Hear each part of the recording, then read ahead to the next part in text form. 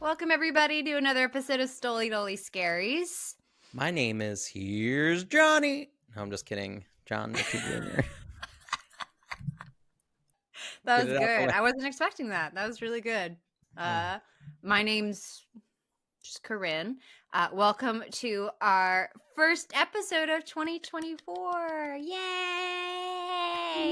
And we will be kicking it off with, if it wasn't evident by Johnny's intro, The Shining. He came as the caretaker, but this hotel had its own guardians who'd been there a long time.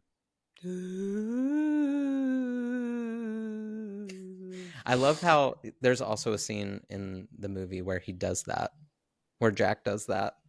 What scene? I think Wendy says something to him, and he's like, "Ooh." And I was like, Kyryn! He's such. I know we're supposed to hate him. He is not a very likable character right from the start, but he's so funny. And maybe this is just me liking red flags. It's effective. So maybe we'll be on the same page this time. I do hope so. I never want to be back to where we were that one fateful day. So good to hear it. Good to hear it. Our drink today is going to be, of course, the red rum.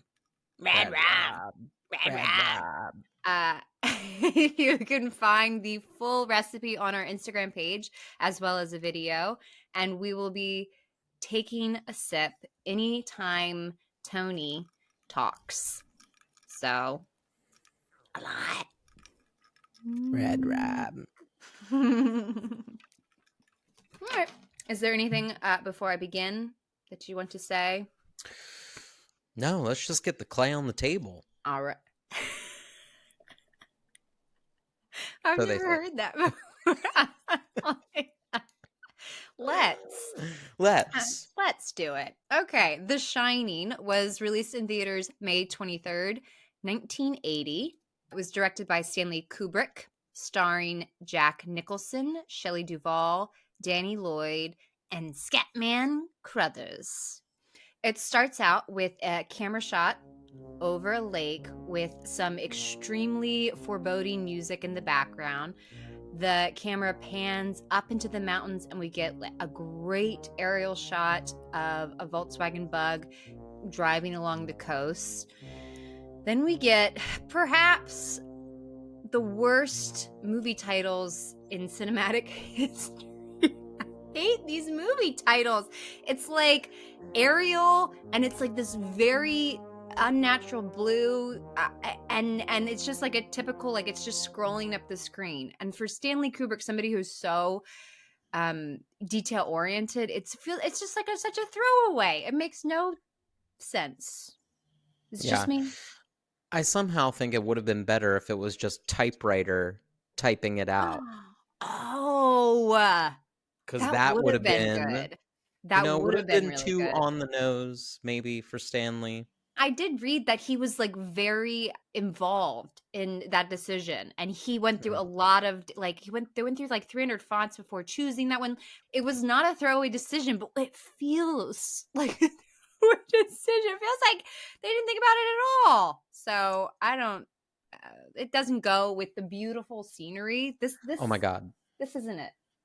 That I agree, because I wrote down the same thing. I thought that everything else was done so well. I mean, we're gonna find out this director, this man, is very precise, and I mean, these shots are gorgeous. It really puts you into the setting.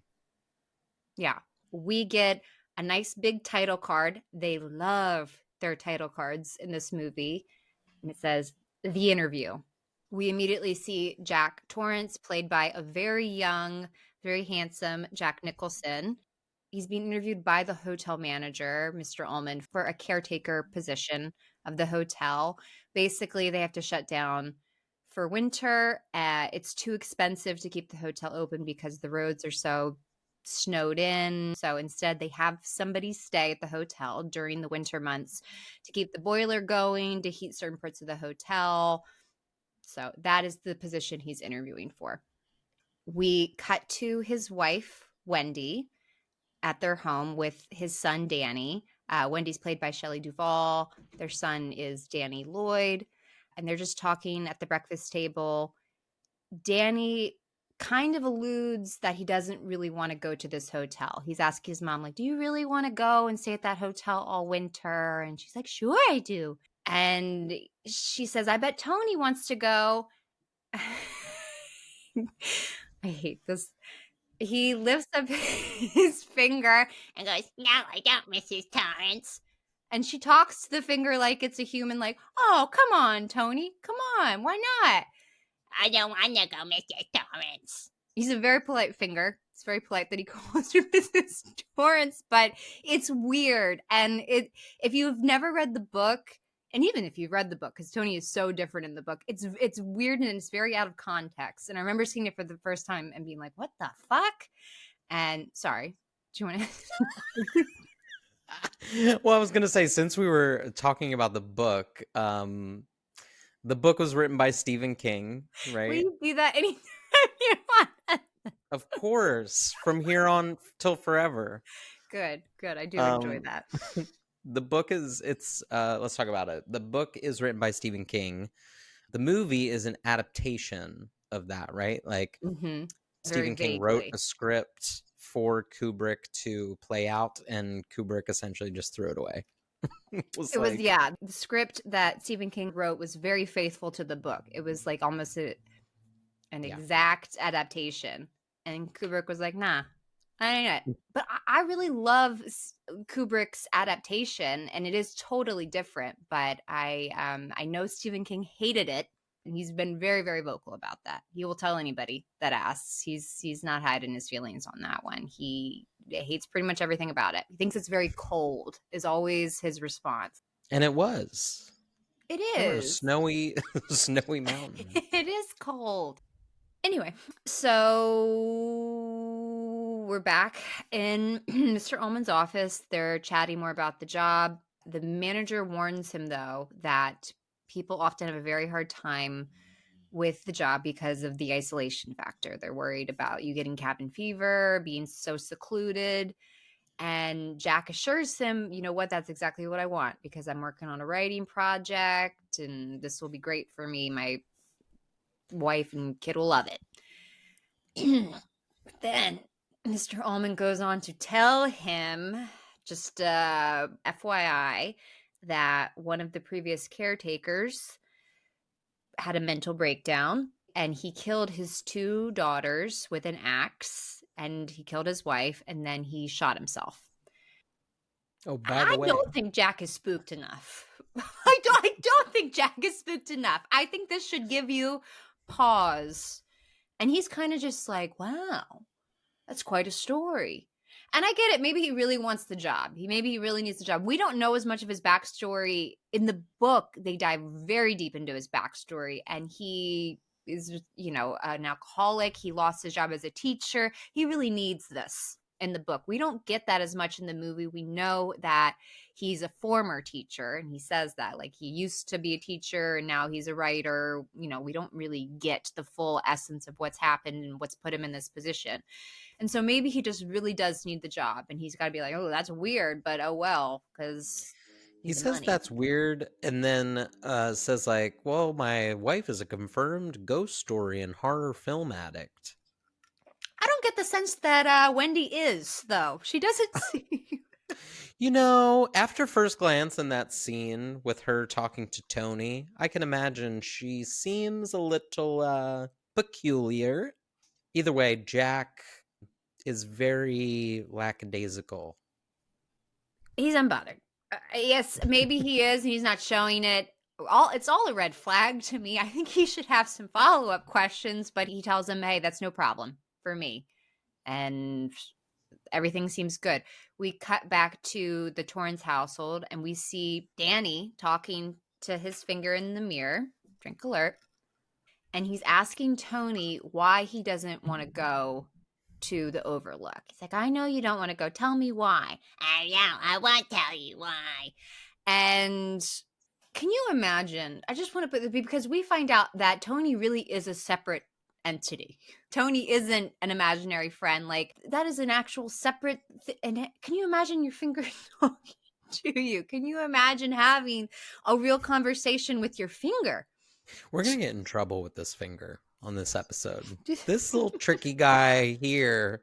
Jesus He's Christ. he's talking to his finger in the mirror, and he's like, why won't you tell me? Like, tell me why you don't want to go to this hotel. You know something. And all of a sudden the finger shows him an image of these two elevator doors and a bunch of blood sloshing around. And Danny gets this like wide-eyed, like, look on his face. In the meantime, as this is happening in the bathroom, Jack calls Wendy. Hi, babe. Hi, hon. How's it going? Great. Sounds like you got the job? Right. It's a beautiful place. You and Danny are gonna love it. This is maybe the only moment where I feel like they have like kind of a loving relationship. And I only want to point that out because it's pretty much the only affectionate scene we get, because from the scene of him driving them to the hotel to them being at the hotel, he is very cold and he goes mad quite quickly. Yeah. So they live in Boulder, Colorado, right? Mm-hmm. And they've been there for 3 months. I know only a short period of time, and not enough time for Danny to make any friends. He's having a hard time. Yeah. And that they came from Vermont, where Jack was a school teacher. Right. And I'm thinking, like, this man was a school teacher? Again, in the book, he's a flawed character and he's an alcoholic, but he's trying, and he obviously has a lot of affection for his family and compassion for them, and he doesn't want to be this monster who drinks, and he doesn't want to be out of control. And so he's very likable and relatable in the book. And the fucking movie, he is just like kook with those eyebrows from the start. You don't trust him from the get-go, and that is not at all the book. The book is a totally different experience. In the movie, you're like, yeah, this isn't going to be good. Like, you know, really soon that things are not going to work out for them. I don't know. I just think all of them do such a phenomenal job acting that I honestly can't pinpoint whether or not I hate him or like him. It's just wavering in between. And I think the reasons why I like him is because the acting is so good, you know, because I can like see his actual self within this character. And so, yeah, I don't know. Yeah. But that's how I've always felt about Jack Nicholson.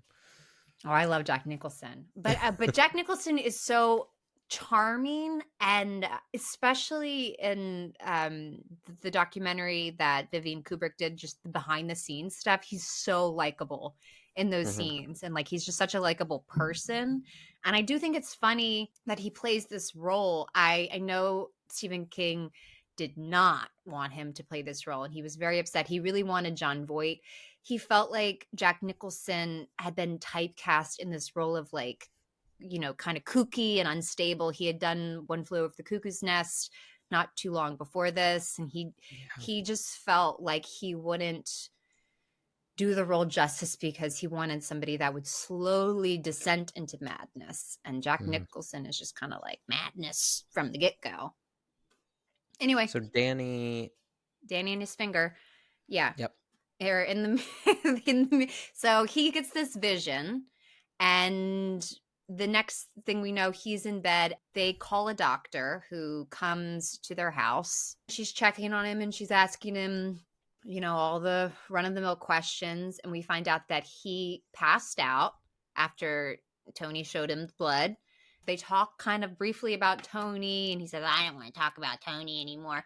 And she's like, okay. And the doctor, and Wendy go into the living room to kind of chat about her diagnosis of him. And she tells him, Danny's totally fine. You know, it's nothing to worry about.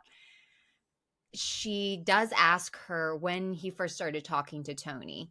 And Wendy says it happened when they had to take him out of school for an injury. And the doctor kind of inquires, like, oh, like what happened? And she kind of sheepishly goes into this story about how Jack had been drinking And he came home late one night and he was already very aggravated. And Danny had kind of spread his school papers all over the floor. And he went to grab him to get him away from the school papers. And he pulled him so hard that he dislocated his shoulder. And the whole time, this is such a uncomfortable scene for me because it's very clear that Shelley Duvall is not defending him, but she's trying to talk the situation down to make it seem not as big, because it's a very uncomfortable thing to tell fucking anybody, but let alone a stranger, but a doctor, that your husband was drunk and he dislocated your son's shoulder. And it's very hard to navigate telling a story like that without painting him in an evil light. And so she's like smoking her cigarette with so anxiety inducing. The ash on that cigarette is so high. I wish I had a cigarette. Yeah. And as she's telling it, and she's like, it's just the kind of thing you do with a kid all the time. And it was no big deal. And he was so apologetic about it. And he said, you know what, Wendy, I'm not going to have a drink. And he hasn't had a drink since. And that was 5 months ago. And after Wendy has told this story and she's been like trying to diminish how serious it is, and we come back to the doctor, and the doctor's like, the fuck? The doctor looks so jarred. I kind of would be too. The story, I mean, like, we get a lot of Wendy's character. Sure. It does feel a lot like an abuse victim. She's already wrapped everything up in a bow to say, like, and he's not drinking anymore, and like making excuses, but also like her character Wendy feels like a little mouse in some aspects. Yeah, she's very meek, and in the whole movie, she is just very fragile. Anyway, so we get another title card, closing day, and we see Jack, Wendy, and Danny driving to the hotel in the little Volkswagen Bug. And I mentioned earlier, we get a little bit of Jack's like kookiness in this scene where you feel like, okay, he's talking to Danny, and they're talking about a group of people that got stuck outside for a long period of time. In order to survive, they had to resort to cannibalism. They had to, eat each other. And Jack says this like very candidly to Danny, who is 5. I think he's 5. And Wendy's like, Jack. And Danny's like, well, it's okay, Mom. I had to learn about, I know what that is. I saw it on the TV. And Jack's like, see? You saw it on the TV. And we get that like major eyebrow thing that Jack Nicholson does so well. But this is just like a brief interlude of what we can expect from him from the rest of the movie. It's only going to get much worse from here. But he does not seem like a loving father in this movie. Like, he's kind of scowling the whole drive, and he's like, oh, you should have eaten before we left if you're hungry. And he's just not a very doting dad in this scene. This family to me is so interesting because not only is the little kid weird as fuck talking to his finger, not only is Miss Shelley Duvall like, she has an iconic voice to begin with, and this like mousy like, oh, yeah, and she's fucking weird as fuck, and his everything about Jack is fucking weird. Yeah. So every scene has this like unwavering feeling that shit is gonna hit the fan, like at any moment. Yeah, because even a super stable family going to a hotel for 5-6 months by themselves should be concerned. But a family like this, a family that's so unstable, like you said, like he is an alcoholic who's only 5 months sober, to our knowledge. Who knows if he's not sneaking little boozies in the back this whole time. Danny's talking to his finger, and Shelley Duvall, you said, is weak, little fragile, like mouse. They're not stable, and they're going to do this thing that only really a stable family could survive, and even they would be in trouble. So it ain't good. No. They're choosing to isolate. They're choosing to do the 2020. In 1980. 2020? I think not. I mean, I fucking got cabin fever in 2020. Holy shit, I was ready to off someone. Yeah. Yeah, they're some brave souls. They must either really need this money or they must really need this money because they are not in a good position to take this on. So they get to the hotel. The manager is showing Jack and Wendy around. Meanwhile, Danny is playing darts by himself in the game room. This is like a 6-year-old. This is nutso. They just let their kid run wild all over this hotel. And we get some menacing music, and he turns around slowly, and we see two twins in like matching dresses just staring at him. They say nothing and walk away, but it's spooky. We cut back to the tour that Wendy and Jack are going on with Mr. Ullman, and we find out a few things about the hotel. One, it's built on an Indian burial ground, and I don't think there is something more somebody could tell you. So that ain't good. They're fucked. They should run. And we all know how you feel about that.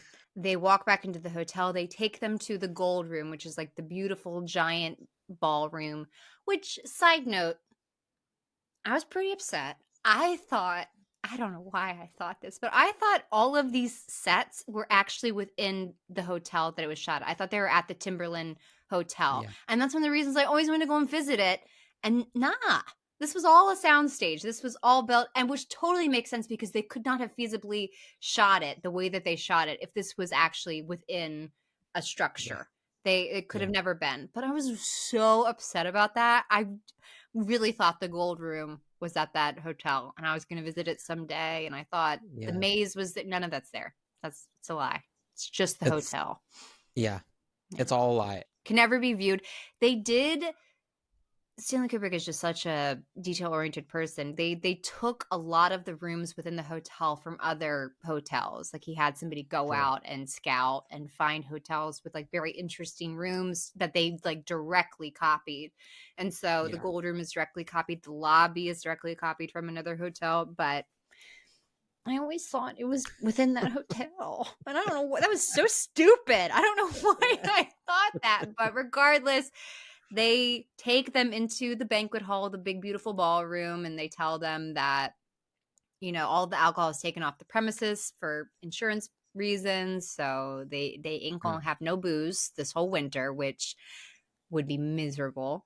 As they're talking in the ballroom, Mr. Hallorann, Dick Hallorann, who is the head chef, comes over and introduces himself.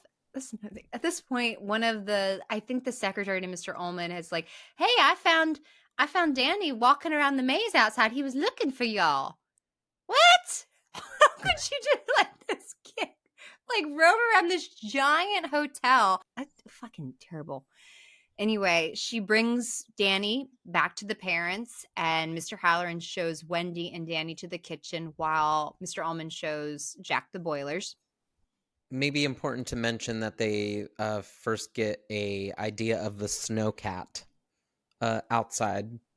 Yeah. Mr. Ullman briefly mentions like if they need to leave for any reason, there's the snowmobile, and it works very similar to a car, and you know, easy to operate. Yeah. So they have a getaway. It's an important piece because when I saw that, I was like, well, because if I were to go up to isolation, I'd be like, okay, so how many exits are there? Right. There's a way out. Right. Who do I need to call? Who do I need to phone? Yeah. Like it's important that they can get it if they needed to. That little snowmobile could get them because it's 25 miles before they'll get to a town. So Mr. Hallorann, love this man. Scatman Crothers, great actor. He's so sweet. He's showing them the freezer, and he's now you got 10 legs of lamb, and we got 50 roasts, and blah blah blah. And it's so much detail that they didn't need to go into, but he's telling them everything about everything in this kitchen and where they can find it. And as he's showing Wendy these things, he's also calling Danny Doc. And Wendy makes a point to be like, how did you know, like, you've called him that? How did you know that we called him that? And he said, oh, I must have heard you call him that. And she's like, maybe, but I don't think so. I don't remember calling him that. And he like kind of talks it off like, oh, he looks like a doc, blah, blah, blah. But it's kind of weird.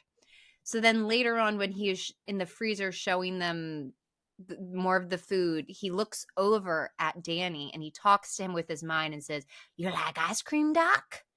Do you like chocolate ice cream?" And Danny kind of looks at him like, what the fuck?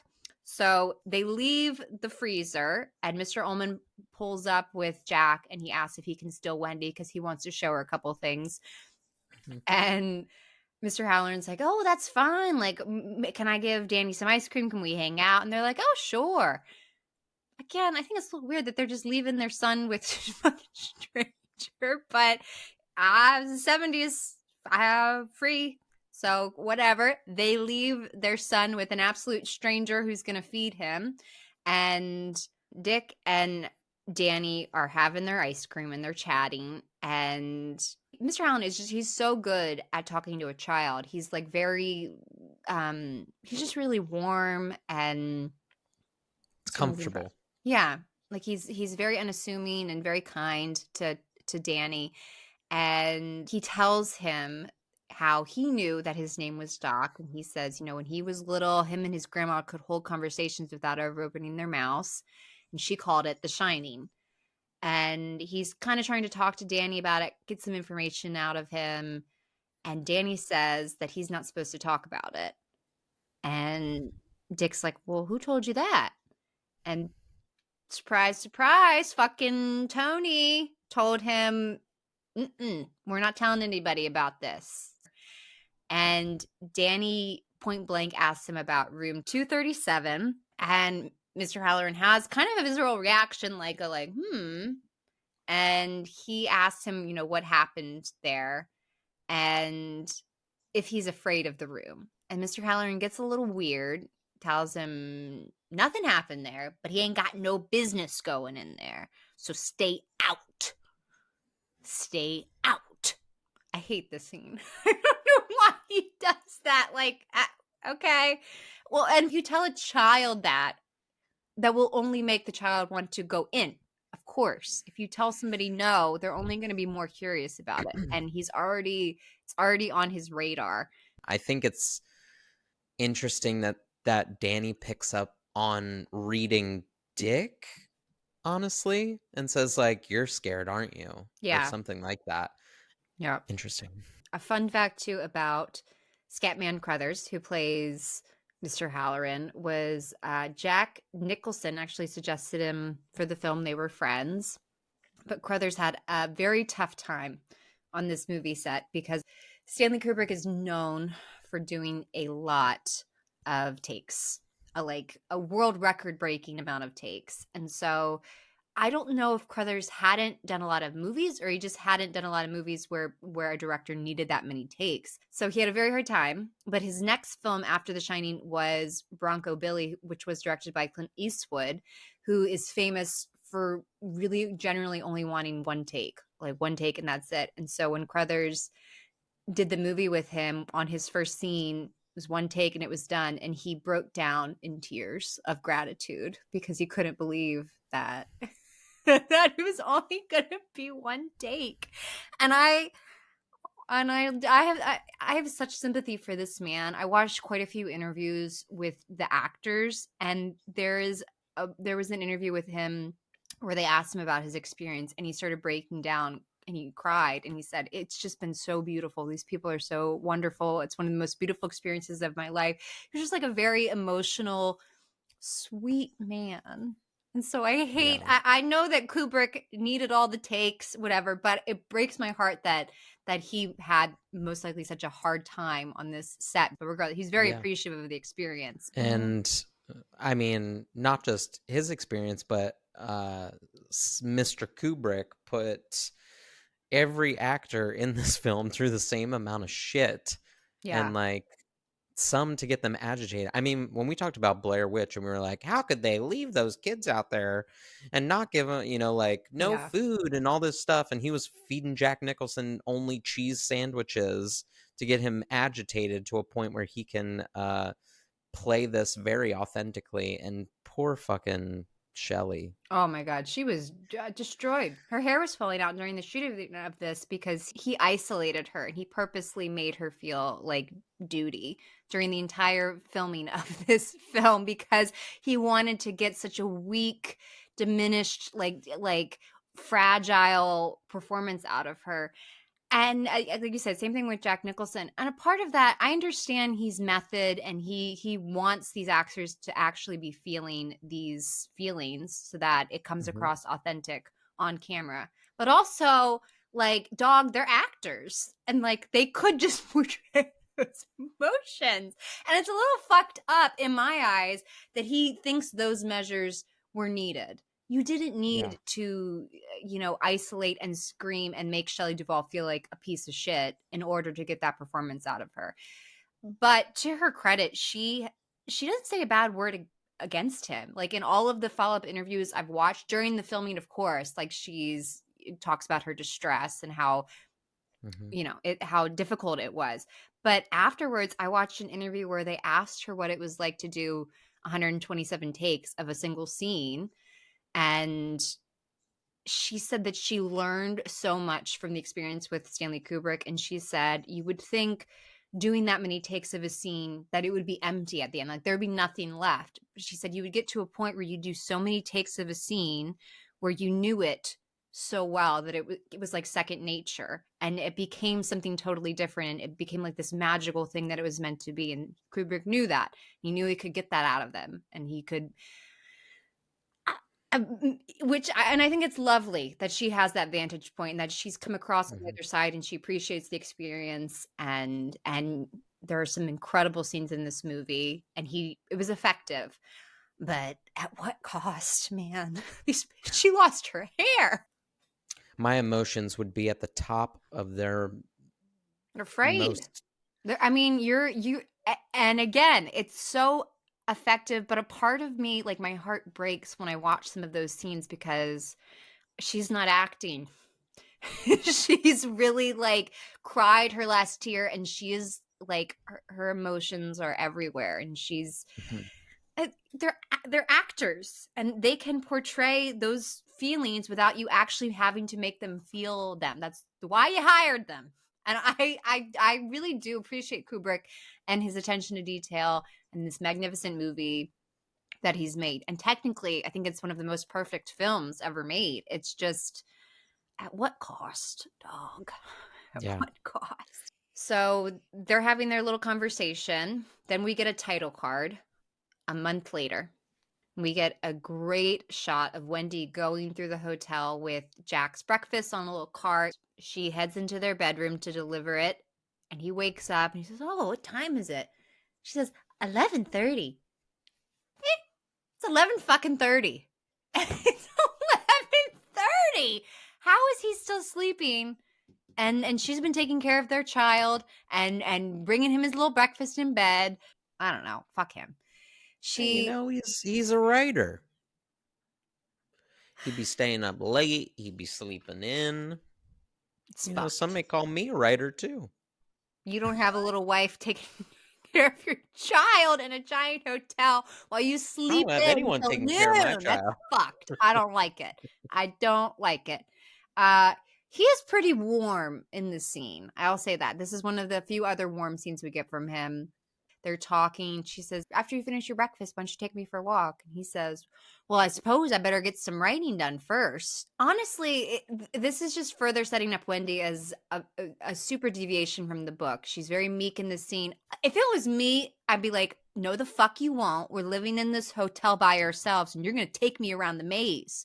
But she's just like, how's it going? You got any ideas? She just keeps talking about him more and more and being like very kind and feeding his ego.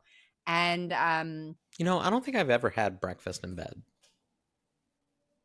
I think it's gross. Who the fuck wants eggs in their bed? I haven't either, but I've never felt like I was missing out.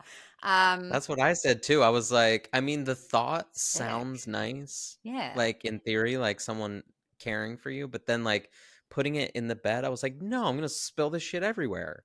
This orange juice is gonna be on my pillowcase. That's fart smells in your bed. It's gross. I don't feel at all like I've missed anything, but It's very kind. She's just a very That's what I'm looking for. She's just a caretaker. She's really considered bringing him on the little buggy. This is just for him. She's not eating any breakfast. She has just done all of this to bring him his breakfast. Anyway, so they continue to talk, and he tells her he's just talking about how much he loves it at the Overlook and how he's never been happier or more comfortable anywhere. And that when he arrived, he felt that way. And he kind of had this weird sense of deja vu. Like he knew what was going to be around every corner before he turned. And he just had like an immediate connection with the hotel. Ooh. Is that when he does it? That's when he does it. I totally didn't pick up on that. So anyway, they have this conversation. And Jack goes back to the room where he's supposed to be writing, but he's just fucking throwing a tennis ball around. Piece of shit. Wendy takes Danny into the giant hedge maze. Fun fact, there's actually no hedge maze in the book. It's giant animal topiaries that come alive in the book, and they chase Danny. And I actually do think it was a very good move on Kubrick's part to not do it in the film, because I think it would have made it like campy. I don't think there was a way to have effectively make that scary, certainly then, but even now, I think even CGI, like it wouldn't have been as effective. In the book, it's really scary and good. But in the movie, I think it was a very good move to do this maze. And it comes into play majorly at the end. But anyway, Wendy and Danny are rolling through this maze. They're chasing each other. They are having a good time. They cut back to Jack, who has stumbled across the diagram of the maze. This is one of my favorite shots, especially for 1980. It's very impressive. As he's looking down at the maze, they zoom in on it, and we see like tiny figurines of Wendy and Danny running around. They zoom in on it, and it becomes like reality. But it's just very well done. Super trippy. Very twippy. So we get another title card. Tuesday. We get another shot of old Danny on his big wheel, cutting around corners like there's no tomorrow. He comes across room 237, which is the room he talked to Mr. Hallorann about. He gets off his big wheel. He goes to try to open the door, and it's locked. He hops back on his big wheel, and he heads out, but it's important to note that it's locked and that he tried it. Next scene is pretty pivotal. Jack is in the great room, and he's typing away on his typewriter, busy writing his big ideas. Wendy comes in. She's so sweet. She's like, "Hi, hon. How's it going?" And he's like, it's fine. He's very short with her. She makes a comment like, well, maybe later I can make a couple sandwiches and you can let me read something. And he's like, "Wendy, let me explain something to you. When I'm in here working and I'm busy and you come in and interrupt me, it distracts me."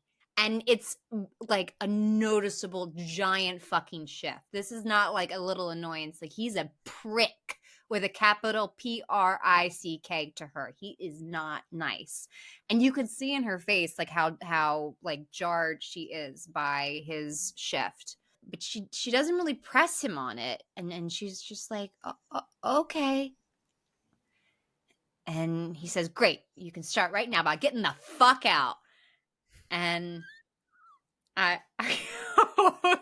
he's so Eve on this scene, and that she just like went to her room and cried.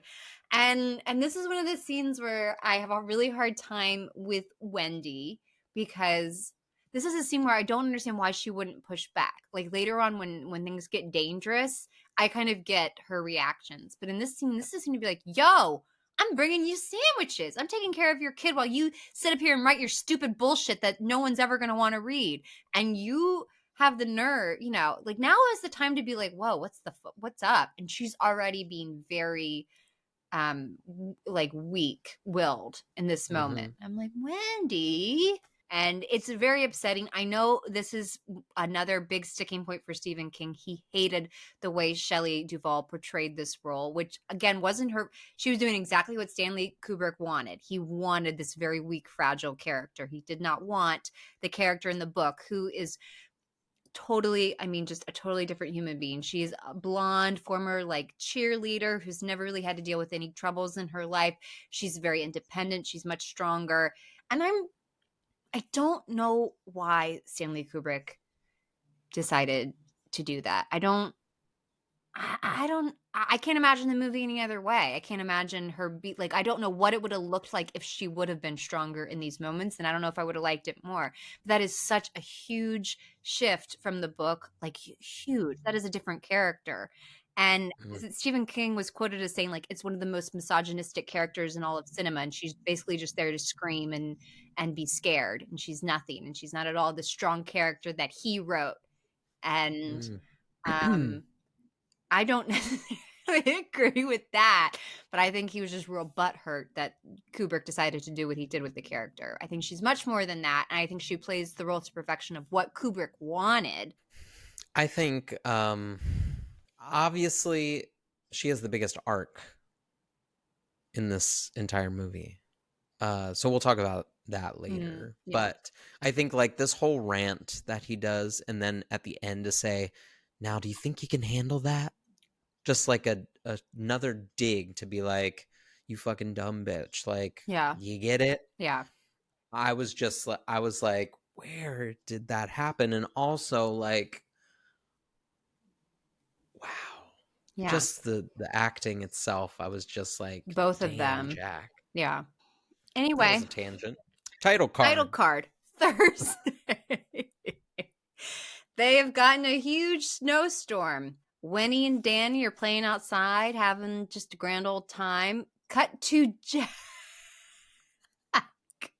who's watching them from inside, and he is like catatonic. It's like a meme waiting to happen. Like there's drool coming out of his mouth.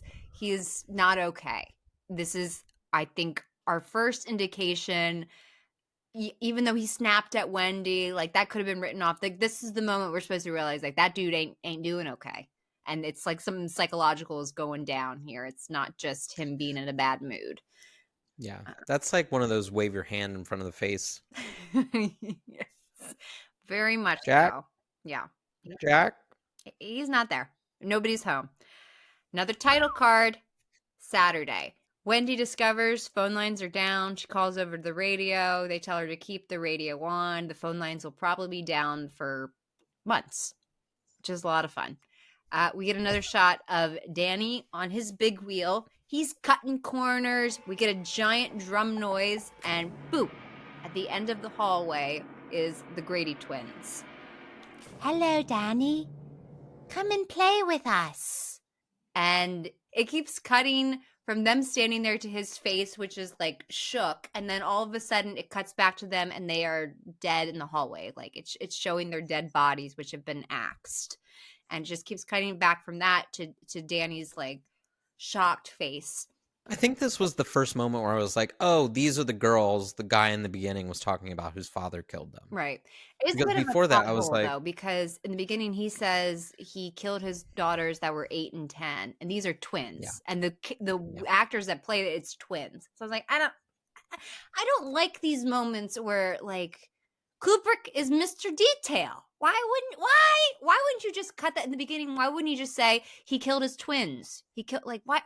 They're twin. They're in matching fucking outfits. I mean, they are twins. Didn't catch that in the 150th take, did you? Like, really? Whatever. This is a very, very iconic scene. This is something that is very synonymous with the movie. Ironically, not included in the book at all, which does speak to Kubrick's brilliance, because he read the novel and he saw that this was an opportunity, and it is a major opportunity. It's a huge, scary moment. Anyway, so he sees them. He kind of closes his eyes and he opens them back up, and they disappear. I do think it's worth noting that they do say, come and play with us forever, ... Forever and ever. and ever.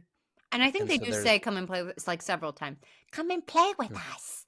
Come and play with us. Title card, Monday. Wendy and Danny are watching TV in the giant great room. And Danny tells Wendy he wants to play with his fire truck. He asks if he can go get it from the room. She says no. Jack is sleeping. He just went to bed. I mean, this has got to be like 8 a.m.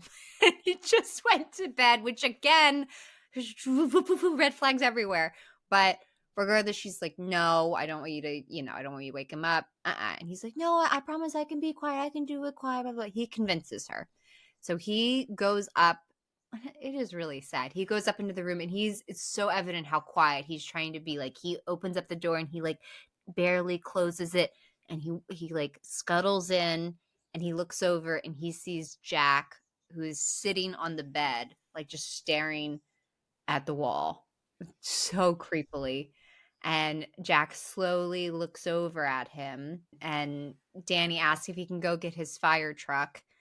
And Jack says, well, come over here for a second first. He very creepily pulls him onto his lap. He asks Danny if he's having a good time. Danny says, yeah, blah, blah, blah. And then he says, Dad, do you feel bad?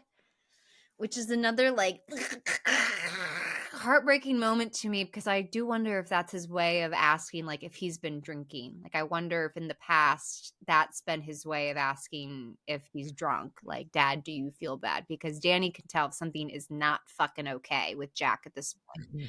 Danny's demeanor feels very much like his mother, somewhat timid.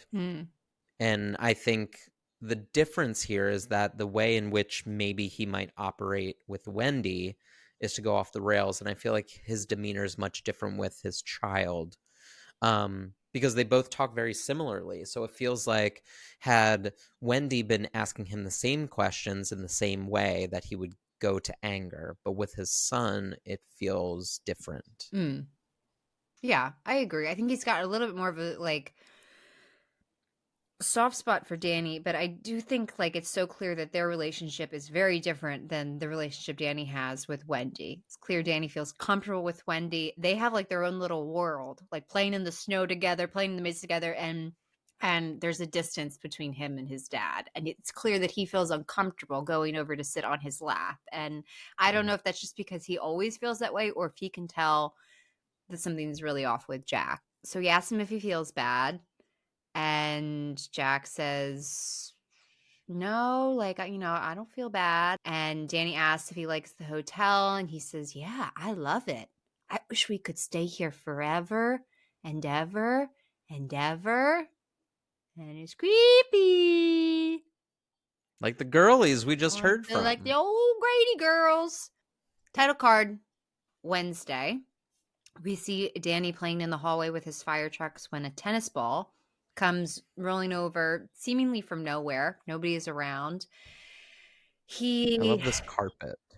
I love the carpet. I love the carpet here, but I love the carpet so much in room 237. It is like mermaid vibes. It is like very Art Deco. It's I mean, all of the scenes are really colorful and very cool. So Danny is playing with his fire trucks on the beautiful carpet. Tennis ball rolls over out of nowhere. He looks up. There's nobody around. There's nowhere it really could have come from. He kind of goes to investigate, and he realizes that room 237 is right fucking there. And all of a sudden, the door is open when the door was locked. So that is something to note. Also a fun fact, in the book, the room is 217. And the Timberland Lodge, which is where this movie was shot, requested that they change the room number to a room number that doesn't exist, because they were so worried that guests wouldn't want to stay in the room number because they'd be worried that it was haunted. Which, tomfoolery, I would specifically request that room number, because I want to, come on. I think that's a huge reason a lot of people go to visit that hotel. I'm sure a lot of people go to 217 or request 217. Perhaps the real fans of the novel who know. Anyway, so he notices that the door is open, and he goes. We don't see what happens, but he kind of opens the door and he goes in. So we know he does enter, but we don't know what happens to him specifically. We cut to Wendy, who's checking the boilers, which is fucked, because that is fucking Jack's job. That's the one goddamn job that Jack had. And Again, it's fine. As she's doing that, she hears Jack like crying out. No. I've never seen anybody have a nightmare like this. This is very extreme. She comes running up into the room and wakes him up, and he's just fucking freaked out. He falls on the ground. He's like scared shitless, and he's like, I had this terrible nightmare. I killed you and Danny. And he gives too many details because he clearly, even though Wendy is kind and is like, it's okay, it was just a dream, you can tell she's a little jarred. Like, ooh, that's very specific. Less is more, Jack. We don't need all the deets. I heard on another pod. Is this the moment you would be like, okay, it's time to go? I don't think this would be the moment. No. All right, Wendy. I mean, in her situation with the things that she's dealt with, I don't know if Jack having a bad dream would be the time where I'm like, all right, it's time to. I think even though with the details of that, and he didn't tell her about the old caretaker. Well, we don't know. He said he was going to. He said she was a confirmed ghost story and horror film, blah, blah. Maybe he did He tell didn't give her a damn heads up with that. No, she would have been like, I remember what happened to that fucker before, and it's time to get out. So maybe that's the reason. Perhaps. To his credit, he does look pretty fucking freaked out. He's not like, oh, that was weird. He looks like pretty upset about it. I wonder how vivid the dream was. I think that would fucking upset anybody. But we just saw him explode at her about coming into the room when he was typing. And so we're really unsure of his mental state at this point. And so I feel encouraged the fact that he was so disturbed by his dream. Maybe Jack is in there. And he's like, uh-oh. I think this is the point that Jack should be like, okay, maybe we should get the fuck out of Dodge because he is so jarred. He can't do that. It's his whole Not job. Later soon. Yeah. So anyway, as he's freaking out and she's trying to calm him down on the ground, we slowly see Danny enter the room. We're like behind him. The camera's panning behind him as he enters the room. And we can see that his sweater, very cool Apollo sweater, is torn. And he's got some bruises on his neck. Some shit went down. Wendy sees him from afar and is like, Danny, go back to your room, Danny, because she's trying to calm down Jack. And he's not listening to her. He just keeps walking into the room. And she's like, Danny, why don't you mind me? Danny, mind me. Why aren't you listening? And as she gets closer, she can see something has gone down. And she's like, what's happening? Who did this to you? What happened? And Danny is not responding to her at all. And, in her mind, they're the only ones in the hotel. Jack has already heard him once. He's not saying anything. They keep cutting to him and he's like he's like sitting there like fully catatonic just like before. And he's not refuting it or coming up to check on him. Like he's just sitting at his fucking desk, just watching all this go down. And she's upset. Wendy, she picks him up and said, you did this to him, didn't you? You son of a bitch. And she carries him off. I do think maybe, Wendy is in the right, I guess, because she's like, by deduction, I didn't do this, so it has to be you. Was it a quick judgment? Maybe was she going right to you've heard him before, you do it again sort of thing, and like denounce the fact? I think that's part of his reaction too, because he's like, oh, you're just gonna think that I fucking did it right off the like but he doesn't have like a normal human reaction of like, did I do like he has a weird reaction.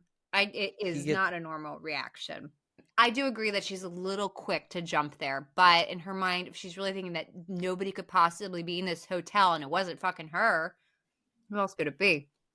So she takes him out of the room. Unbothered Jack just starts walking around the hotel. He wanders into the gold room, which is that beautiful ballroom we saw at the beginning, and he moseys up to the bar, which all of a sudden is filled with liquor and a bartender.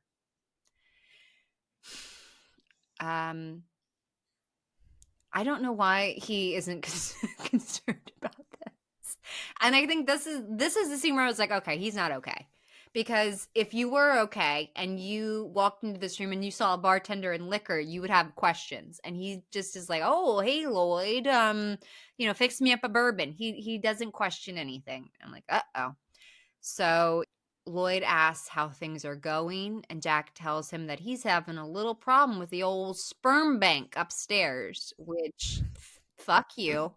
I know that there is a bigger insult in history. Um, He then goes on. He again, less is more, Jack. With the nightmare, it's too much, and with this is a stranger. This is a full on stranger that you are telling all of your life stories to. And he says first he's got a problem with the sperm bank, and then he starts talking about the issues with Danny. She never lets me forget it. I never laid a hand on him. Okay, I did that one time, but it was an accident, and he strew my papers around, and I love the little son of a bitch. We don't believe you, Jack. Like, not at all.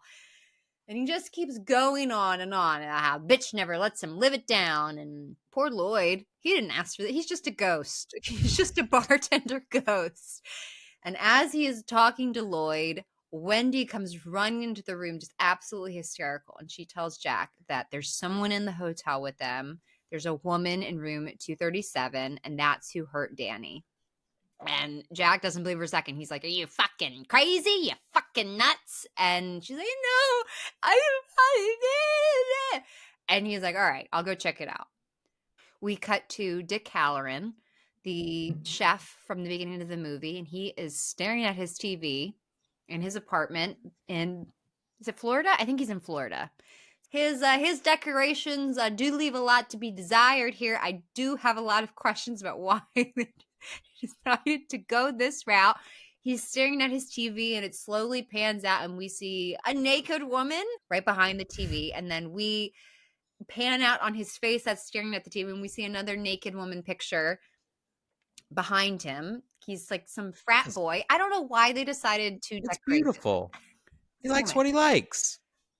I don't like that. He likes looking I at don't like it so much. nipples. He likes looking at nipples and full bush while he's watching TV.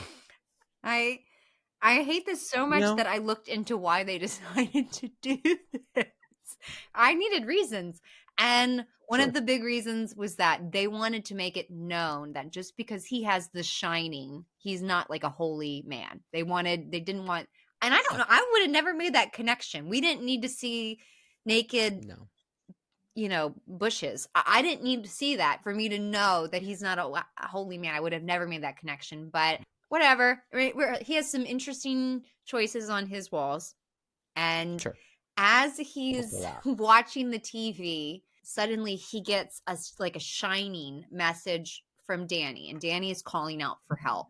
And he sees room 237 has been opened, and we see Danny like not fucking doing well. And so he kind of has like this like stare off into space, and like you can see he's having this connection with Danny. We cut back to the Overlook, and we see Jack going to check on room 237.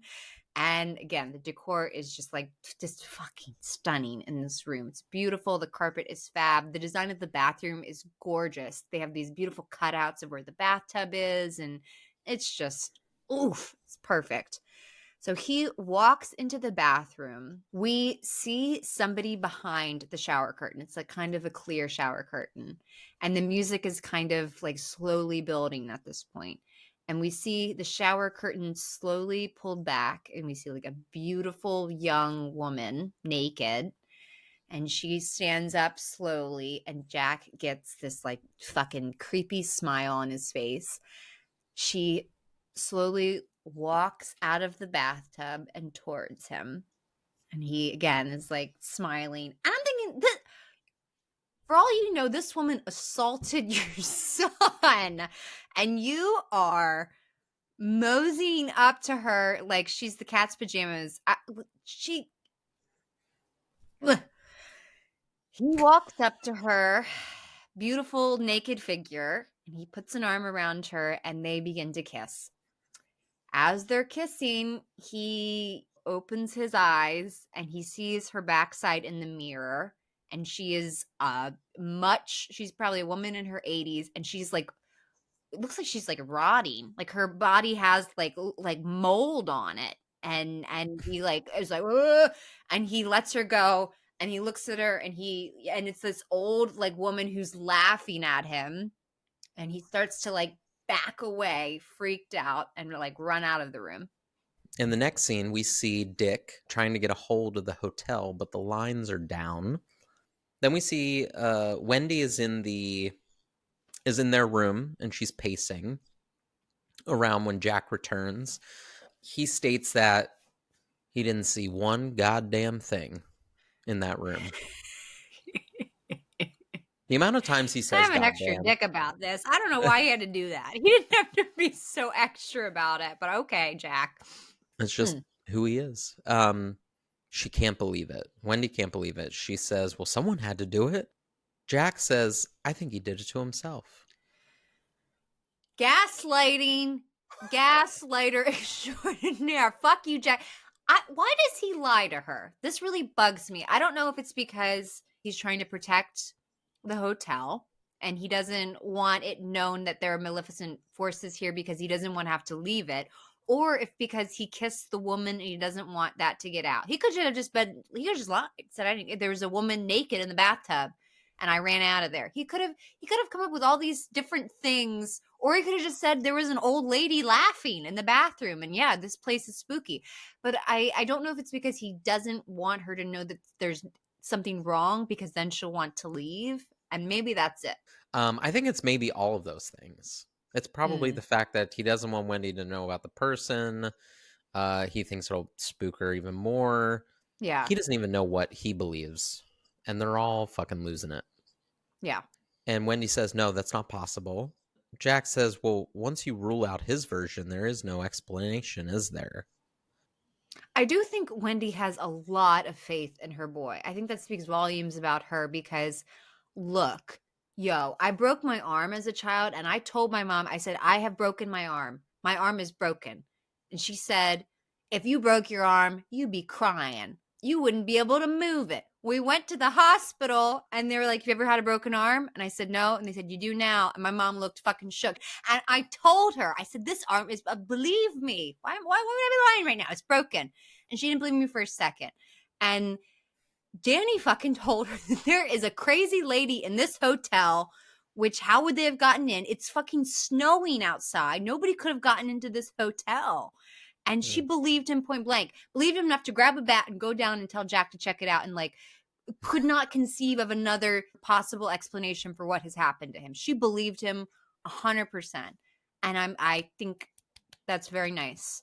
That is not typical of mom, maybe, or maybe just my mom, my broken arm. But still, like she 100% was full tilt for his story. So I do love the fact that you said she went down with a bat, but only to find Jack, and she was like, "Can you go check that out for me?" She didn't even give him the bat. He walked in there empty-handed. So she's like, "I'm gonna safely go back up to the room, but if you could just check on that 237." Yeah. Jack does mention here too that it wouldn't be that different from the episode he had before we came up here, referring to the moment he passed out when he was in the mirror with Tony. And he started to see the vision, and we started to see the shining of it all. And you're like, wow. Yeah. Okay, we're going there. So he's really just like covering up all the tracks at all times. Yeah. Finally, we hear Wendy saying that I think we need to get Danny out of here. Jack going back and forth, get him out of here. You mean just leave the hotel? And Jack turns quickly. It is so fucking typical of you to create a problem like this when I finally have a chance to accomplish something, when I am really into my work. And then, down with the hammer, he says, Wendy, I have let you fuck up my life so far, but I am not going to let you fuck this up. And that says everything. I think that is one of the reasons that the hotel has targeted him. He has no purpose. Because he is weak. Yeah. He's not happy. He's No, not happy. that's why he's drinking all the time, and maybe he was, pushed himself into this life that he never wanted in the first place. Yeah. No, he wants to be a single man making out with moldy old ladies in bathtubs. He does not want to have this child and this wife and this obligation. He's unhappy. And that is clear. And dare I say, maybe not far off from actual Jack Nicholson when he was younger. You never know. He was happy. He was dating Angelica Houston. Yeah, he Called was her dating a Toots. lot of I people. went in a very deep old dive into Jack Nicholson's life I did after too. Angelica Houston called her Toots. There's a big age gap. Mm. They were together for 17 motherfucking years. Got someone else pregnant. Yeah. He was Again, so not far off from Mr. Torrance. Yeah, I did a deep dive. I was looking at his political views, all of his legal issues, his hobbies. And you know what? I did the same thing with motherfucking Stephen King. Let's talk about that fucker real quick. Ooh, Problematic. Let's talk about Stanley. Yeah. All these people are fuckers. But you know what? They created a goddamn good movie. Masterpiece. It's beautiful. This, a masterpiece. Them, not a masterpiece. No. They're just a master piece of shit.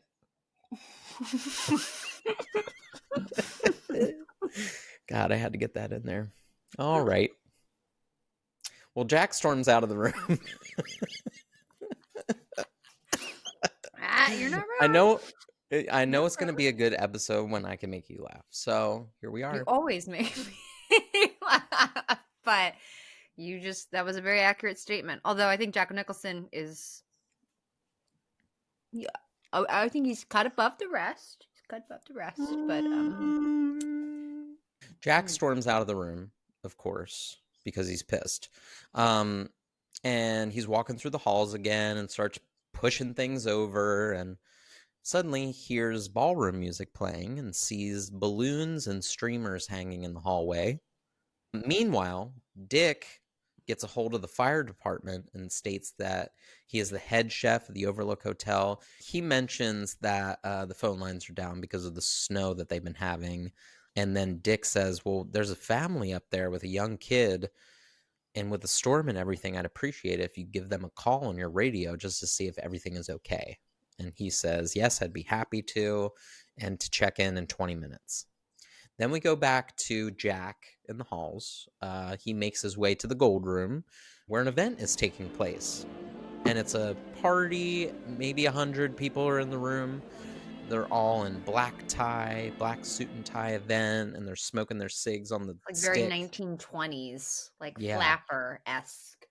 It's sexy. Looks like a good time. Yeah. Jack goes right up to the bar. Lloyd is there again. He says, good to see you, Lloyd. I was away, and now I'm back. And they exchange pleasantries. Good evening. It's good to see you. Yada, yada, yada. He fixes Jack a drink. He takes out some bills. And Lloyd says, there's no charge. Orders from the house. And Jack says, orders from the house? I'm the kind of man that likes to know who's buying their drinks, Lloyd. And Lloyd then says, it's not a matter that concerns you, Mr. Torrance. At least not at this point. And Jack smiles and says, anything you say, Lloyd, and takes a swig of his drink. Now, is this an interesting point for you? I thought it was interesting because of Jack's quick turnaround. That was alarming to me, red flaggy to me, that he was like, I'm the kind of man who needs to know. And when Lloyd's like, it doesn't, blah, blah. He's like, okay. I'm like, what? You just made this big whole fucking deal about you needing to know and you having questions. And then he says something and he's like, all right, cool. Maybe that portion of it is a little bit of a pride thing of somebody buying you a drink at a bar. Yeah. Right. And so you're like, well, I need to know who this came from, because they're trying to get my attention for whatever reason. Yeah. But I do think the exchange before with Lloyd and the second exchange too, a little bit different, but I did read something about was this the potential of exchanging your soul? Because he did say right before he got the first drink from Lloyd, man, I'd sell my soul for a beer right now. Yeah. I never made that connection. That is a good point. I mean, I do think it's noteworthy to point out that if it was alarming before that Jack didn't question that there was all of a sudden a bartender and some liquor, if he's not if he's not questioning that there's a giant fucking Great Gatsby party going on in a ballroom right now, he is so far past the point of no return. He ain't okay. He is gone. So Jack gets his drink and he's doing a little jig on the way to the middle of the room, and a waiter comes by carrying some drinks and accidentally runs into him and spills the drinks on his coat. The waiter suggests going into the bathroom to clean it up, and Jack says, looks like you might have got a spot on it yourself, Jeevesy old boy. And he's kind of like, the banter between them is also seemingly like familiar in a way that he was suggesting before, that like, I've been through these halls before. I feel like I've already seen these things. Right. And they go into the bathroom. It is this stunning bright red bathroom. Beautiful. I want to have this bathroom. I want this bathroom to be in my home. It's so vibrant. It's so vivid. I feel like it's the star of the scene.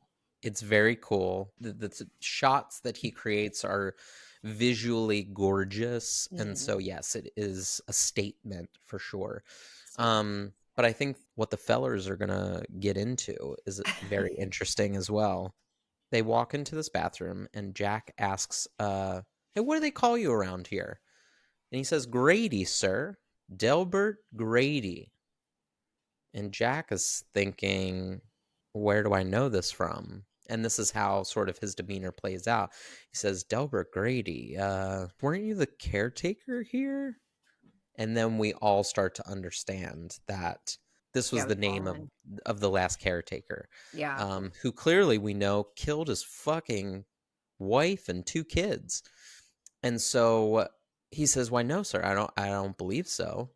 And then he says, are you a married man? And he says, yes, I have a wife and 2 daughters. And Jack is going through thinking like, yeah, you're the same guy I'm thinking of. And Jack definitively says, Mr. Grady, you were the caretaker here. I recognize you. I saw your pictures in the newspaper. You chopped your wife and daughter into little bits, and then you blew your brains out. And Grady looks at him.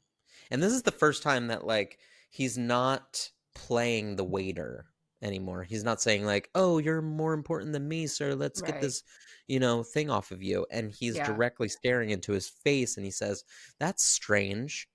I don't have any recollection of any of that. A very polite response to somebody being like, didn't you kill your family? Yeah. I don't think so. I don't recall that. No, doesn't sound familiar. Yeah, not something I would share either. Jack says, you were the caretaker here. And Grady says, I'm sorry to differ with you, but you are the caretaker. You've always been the caretaker. I should know, sir. I've always been here. So they sort of stare at each other. And Grady says, did you know, Mr. Torrance, that your son is attempting to bring an outside party into this situation? Jack says, who? And he says the N-word, referring to Dick. Jack says, how? And Grady mentions that Danny has a very great talent.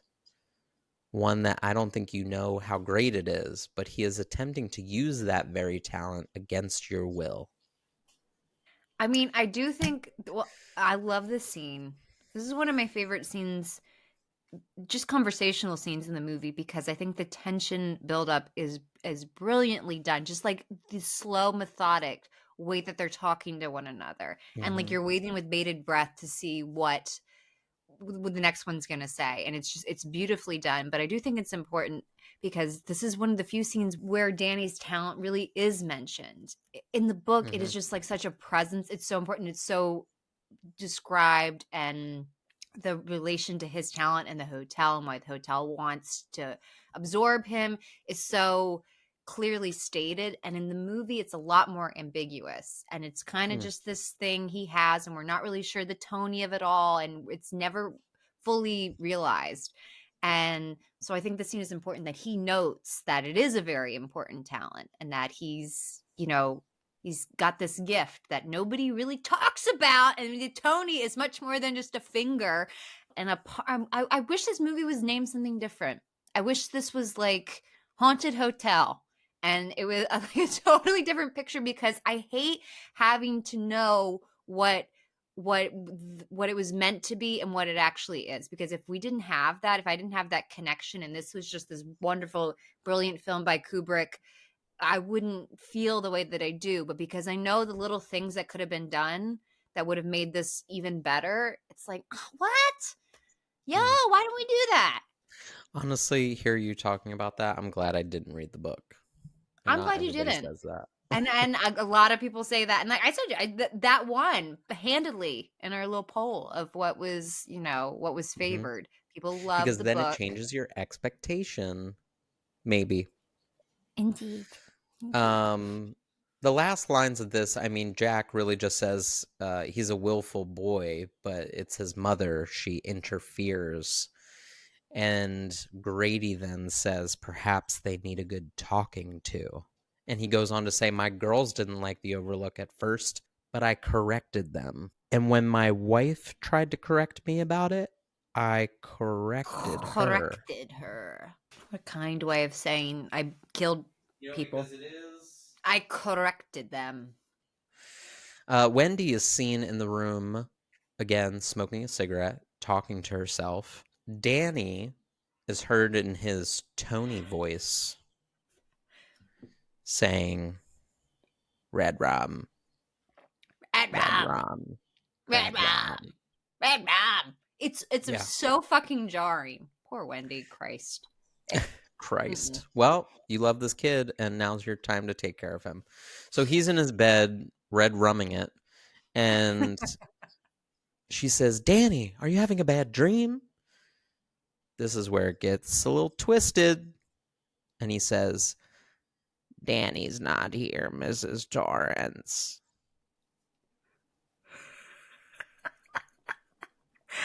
It's really good.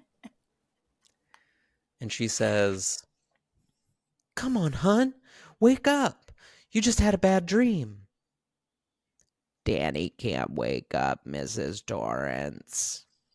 Danny's gone away, Mrs. Torrance. Honestly, poor Wendy. That's exactly what I wrote. This poor fucking woman.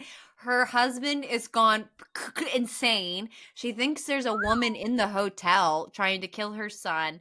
Her son has now gone insane. Tony is fully just taken over him. She has no ally. And she's already just this like weakened, fragile state of a human being. I'm like, oh, fucking oof. Jack is coming back from the excursion that he went on, and he hears the fire marshal trying to get in touch with the hotel. He goes in, he takes the top off of the machine, and he takes out 3 parts so that they can't get in touch with them. Hallorann calls the fire department back, and he mentions, oh yeah, we tried to contact them multiple times. No one picked up. Maybe they have it turned off, or they're in a place where they can't hear it. Title shot, 8 a.m. Hallorann is on a flight back to Colorado. He's flying Continental. And he is a saint. He is a saint. I know. I beat this dead horse. I would not do this for a child that I have just met. No, I wouldn't. I'd stay in Florida with my pornos. Come on. You just met this little boy, and I know that they have this shining connection, and that's precious. But it's like he knows that by going back there, he is risking his life. Like, he is full on risking his life by trying to save this child. And it's like, yo, you don't know him anything. You just met him. And even if he's trying to shine to you, that don't mean nothing. He is a beautiful man. He is a very kind soul. No way would I do that. Yeah, I wouldn't be going back. No way, Jose. No way. I would be like, you know what? I could be a top chef somewhere else. Head chef. Yeah. Different Yeah. state. Like, yeah, why would somebody with that gift stay in a place like that where he's fielding off shit left and right? It seems wild. I mean, it was built on an Indian burial ground. Hallorann lands in Colorado, and he gets on the phone and calls his friend Larry, who works at Stapleton's garage, which is close by the mountain or the hotel. And Larry says that he'll have a snowcat ready for him. Wendy at 8 a.m. is watching cartoons in the room with Danny, who is still clearly Tony, because he's just he's not being his normal self, wanting a fire truck or something. Yeah. She tells Danny that she's going to go talk to Daddy for a minute, okay? He does a little finger wave. He says, Okay, Mrs. Doris. "Yes, Mrs. Dorrance." All right. So she'll be back in 5 minutes. She's going to go lock the door behind her, and she grabs the bat on the way out. She goes to the great room, but doesn't see anyone. And she's really choked up on that bat. She doesn't know what could happen. Then she goes over to the typewriter, and written over and over again is the iconic phrase, "All work and no play makes Jack a dull boy." And it's written all along the first paper, and she looks over to see it written on pages and pages over and over again, multiple ways. And as she goes through them, her anxiety rises and the music gets scarier. She's just like tearing through pages and pages, and it's just written a zillion times. Her face is like a dream in this scene. The way that it's shot, like the unsteadiness and just the play of emotions on her face, from like curiosity, like she's finally gonna get a look at what he's doing, to disbelief, to fucking absolute horror that Panic. that not only has he gone mad, but how long he has been going mad. And just the realization on her face is just so beautifully done. She did such a good job in this movie. I hate that she was so torn apart, and she got nominated for a Razzie for this role, and that is just absolute. They retracted it. They took it back, which they should have. She should have gotten What the fuck is a Golden Razzie? Globe. You don't know what a Razzie is? A Razzie is like the opposite of an Oscar. It's like a you're the worst award, and she got nominated for that, a Razzie. Are you kidding me? Yeah, fucked up. Wow. Because when this movie came out, it wasn't what it is now. Like, it was not received in the beloved way that it has been received in years since, which is so upsetting because they went through hell to shoot it. But it was also upsetting because Jack Nicholson wasn't nominated for a Razzie. It was just Shelley. Of course. She gave her heart and soul. Her soul was on the floor of that like sound stage. She gave everything. That was seriously. Yeah. Mm-hmm. This next scene is maybe the most pivotal. So I'm going to try and do it justice as much as possible. Will. So we pan to see Jack just appear behind her. He says, "How do you like it?" Which scares her. She screams. And he says, "What are you doing down here?" And she's lost in her words. "I just wanted to talk to you." And he says, "Okay, let's talk. What do you want to talk about?" And she's fumbling. "I can't really remember." The whole time, he is just repeating what she says back to him. He says, "You can't remember? Maybe it was about Danny? I think we should discuss Danny." And at the same time, Wendy is taking steps away from Jack, crying. She's backing up through the room. Eventually gets to say, like, maybe he should be taken to a doctor. And Jack says, "You think maybe he should be taken to a doctor? When do you think maybe he should be taken to a doctor?" "As soon as possible," Wendy says. And he's mocking her the whole time. As soon as possible. And he says, Have you ever thought about my responsibilities? Have you ever thought for a single solitary moment about my responsibilities to my employers? Has it ever occurred to you that I have agreed to look after the Overlook Hotel until May the 1st? Does it matter to you at all? It's rough. Wendy has been back to the stairs and is backing up them at this point. She's got the bat in her hand. And he continues, has it ever occurred to you what would happen to my future if I were to fail to live up to my responsibilities? Just over and over again. Has it ever occurred to you? Has it? At this point, she's staying like 3 feet away from him, swinging the bat. And then he turns into a little sort of like gremlin-esque, scary. I'm like getting chills just thinking about the scene, but he's just, the same time she's, stay away. No, don't do it. Get away from me. And he's just like, I'm not going to hurt you. I'm just going to bash your brains in. I'm going to bash them right the fuck in. I'm like, ah! I mean, can you imagine like your significant other, even if they've had their probbies, you know what I mean? Like you've had an inkling that something is wrong here, but you haven't been certain and you haven't wanted to believe it. You come across these papers, he's insane, only to be confronted with him immediately, for him to be menacing and for him to chase you up the stairs and say, I'm going to kill you in a very disturbing, mean way. Like all of this to happen in like a 5-minute time is just like, oh, I feel terrible for her. It's very sad. And this was the scene I was talking about earlier where they did 127 takes of her going up these stairs with no 127 times.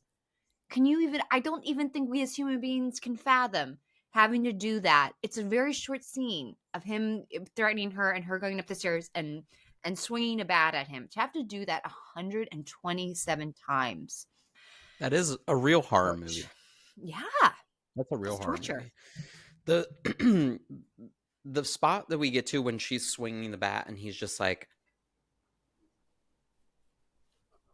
playing with her is so fucking good. I can't even, like, I see his face in my dreams. He's fucking mean. He is really mean, but he's also very likable. Wild. I he's don't playful. know. It's playful. It's very playful. He's fun. You know? I'm gonna get you. It's very unpredictable. So he gets a little too close and she hits him in the hand with the bat and he says, ow. And then she bops him on the head. Boop. And he tumbles backwards down the stairs. And then she ain't weak now. This motherfucker, strong as hell, dragged his ass all the way to the kitchen. And he's like, he's coming out of a stupor, got drool coming out of his mouth. She finally figures out the door to the pantry and pulls him in there. And he sort of comes to during and says, wait a minute, what are you doing? And she shuts the door and locks him in. Done. Wendy! This is where we're at. Yeah. He's screaming inside. What are you doing? Open the goddamn door. She's got her knife and she's just sobbing and in distress. And then he tries to do a little, let's make a deal moment.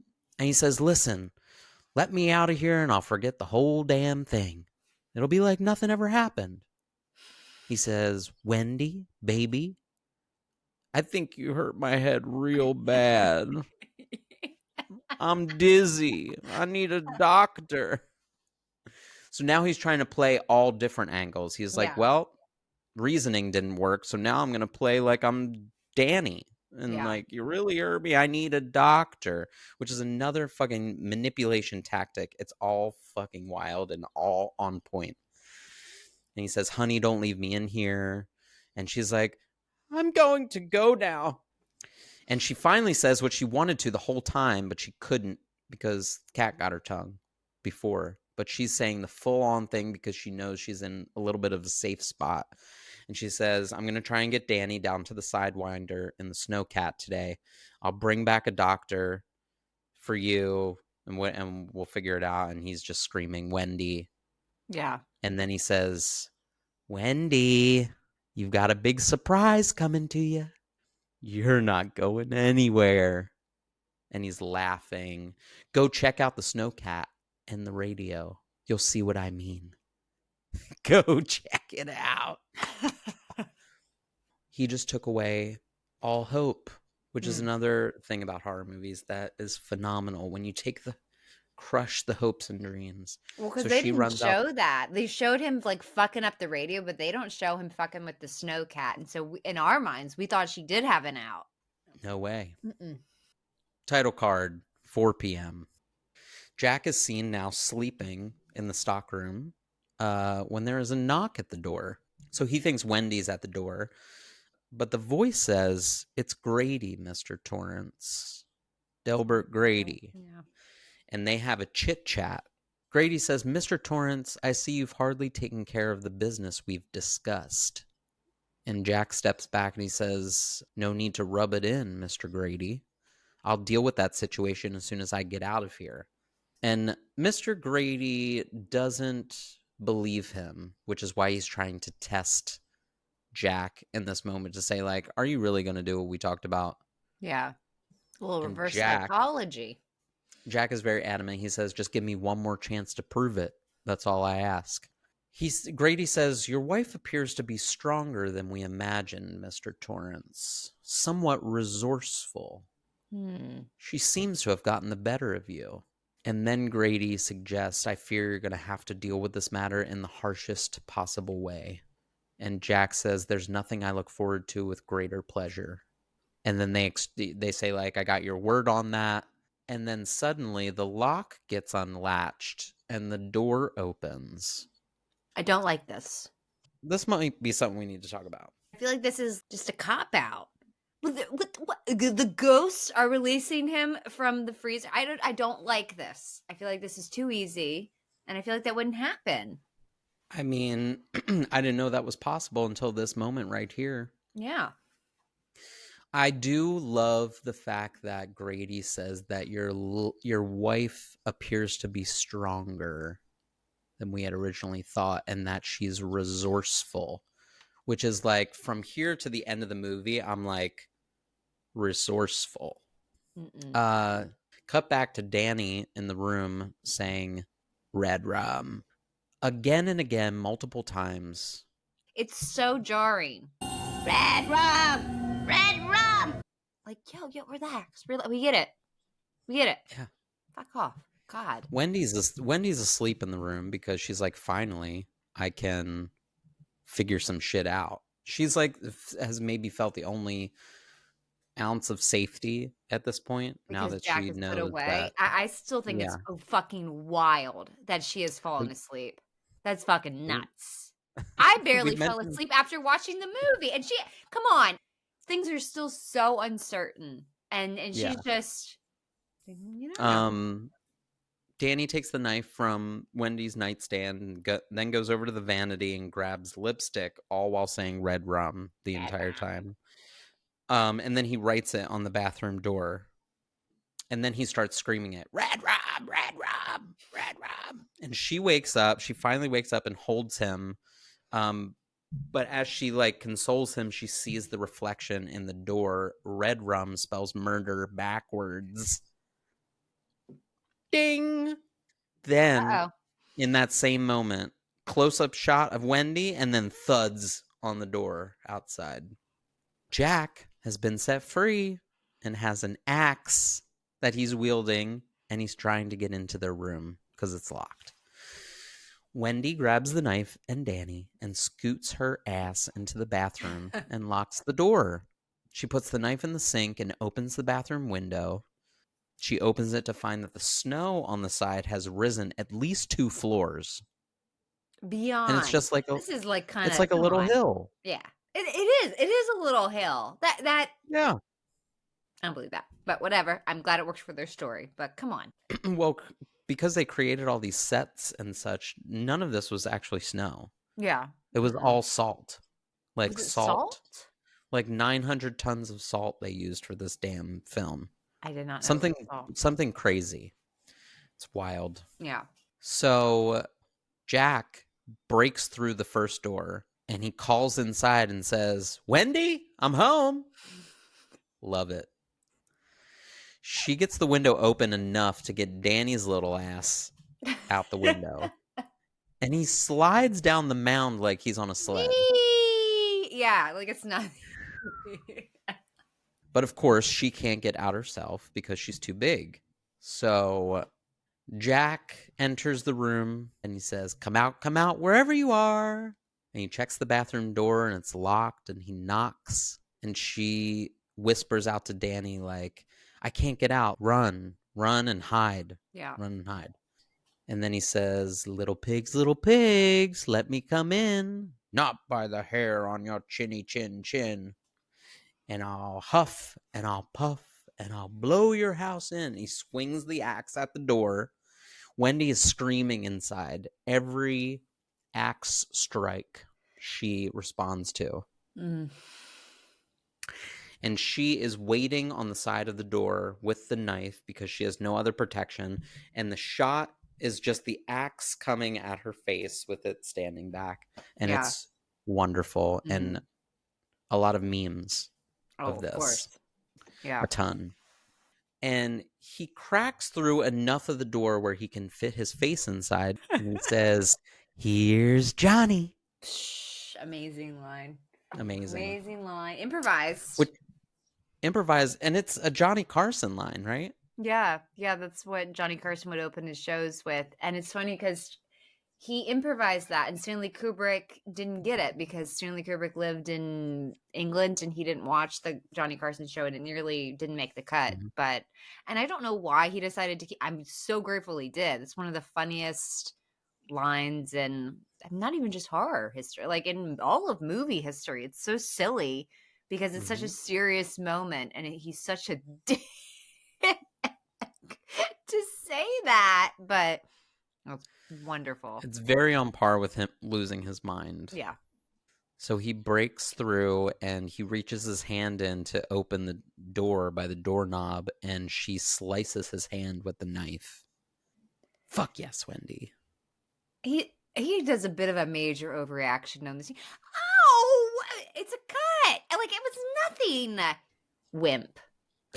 Majorly. So Hallorann finally reaches the hotel and Wendy hears it outside, which is another sound of hope for her, but Jack also hears it. Hallorann reaches the front door, which is ajar, and he just walks in as Jack is like limping through the hallways with the axe when we hear Dick saying, "Hello? Is anyone here? Hello?" He walks down the hallway. The anticipation is growing because we know Jack's fucking lurking around with this axe. This poor man is trying to find Danny and help whoever he can. And he's walking down this hallway and there's a lot of space on either side of him. So it's a setup for like, where the fuck's Jack? When's he coming out? Yeah. What's happening? And you can really only hear like the wind blowing outside. He gets to the end and Jack pops out from behind a pillar and axes him through the chest. Just like, I do not like this scene. I do not like this scene because this scene was not necessary. Mr. Hallorann did not have to die.